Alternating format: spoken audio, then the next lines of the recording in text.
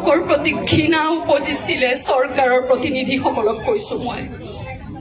যেতিয়া মাকে বুকুত পিটি পিটি কৈছিল বৰষা মোৰ জানটো গুচি গ'ল পোলাও মাংস বনাই থৈছিলো আহি খাব বুলি সিদিনাই মই আপোনালোকক থুৱাইছিলো হাতীগাঁৱৰ লাইট কাটি দিছিল ষ্ট্ৰীট লাইট তাৰপিছত সেই ল'ৰাটোৱে হেনো ৰাস্তা পাৰ হৈ আছিল জুবিন দা বৰষা বা শিল্পীসকলক চাবলৈ আহিছিল কাৰফিউ ভৰাই মাতিছে আহ্বান জনাইছে অসমীয়া বুলি সি ওলাই আহিছিলে মাক মুছলিম বাপেক খ্ৰীষ্টান ৰাস্তাটো পাৰ হওঁতে হেনো কথা নাই বতৰা নাই গাড়ীৰ ভিতৰৰ পৰা গুলিয়াই দিছে অসমীয়া জাতিক ভয়ত পেপুৱা লগাব খুজিছে গুলিয়াই পেলাই আমাৰ ল'ৰাক মাৰি আপোনালোকে আমাক পেপুৱা লগাব খুজিছে ভয়ত নেখাও ভয় আমি অসমীয়াই এই আইন আমি নেমানো বাতিল কৰিবই লাগিব জয় অসম তাৰ পিছতো কিন্তু সৰ্বানন্দ সোণোৱাল ডাঙৰীয়াৰ বুকু নকপিল অসমীয়া প্ৰস্তৰ মূৰ্তি হৈ থিয় দি আছে সেইখন আইন অসমৰ কাৰণে কেনেকৈ ভাল হ'ব পাৰে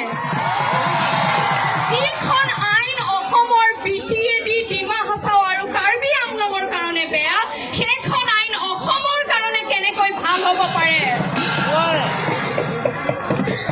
1971 চনলৈকে 51 পৰা 71 চনলৈকে আমি বিদেশী ল'ম বুলি ক'লো বুজা ল'ম বুলি ক'লো আৰু আপোনাৰ অসম চুক্তিত ৰক্ষণাবেক্ষণ দিবলৈ আমাৰ ভাষা জাতি মাটি আমাৰ আইনী যি আমাৰ সংৰক্ষিত আসন আছে সকলোৰে বাবে 6 নং দফাটো হ'ল কিন্তু তাৰিখটো যদি 1917 পৰা 2014 পায় আজি আমাৰ অসমীয়া ভাষা কোৱাৰ সংখ্যা কিমান জানেনে অসমত 48% আৰু সিফালে এজন আৰক্ষী আনি পেলাই মোৰ অসমীয়া ভাইহঁতৰ মাজত মেলি দিলে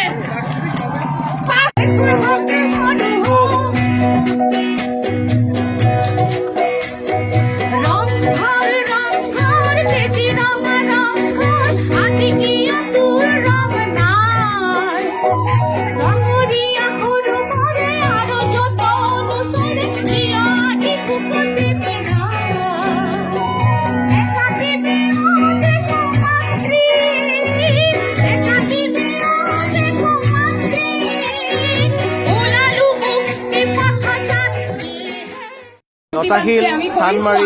আৰু আকৌ আজি চানমাৰী শিল্পী সমাজে আয়োজন কৰা এই সংগীতৰ মাধ্যমেৰে প্ৰতিবাদ এতিয়া চলি আছে আৰু হাজাৰ হাজাৰ জনতা ইয়াত আহি উপস্থিত হৈছেহি এই চানমাৰীৰ বাকৰিত বিভিন্নজনে গীতৰ মাধ্যমেৰে প্ৰতিবাদ কৰিছে আৰু এটাই তেওঁলোকৰ প্ৰতিবাদ যে এই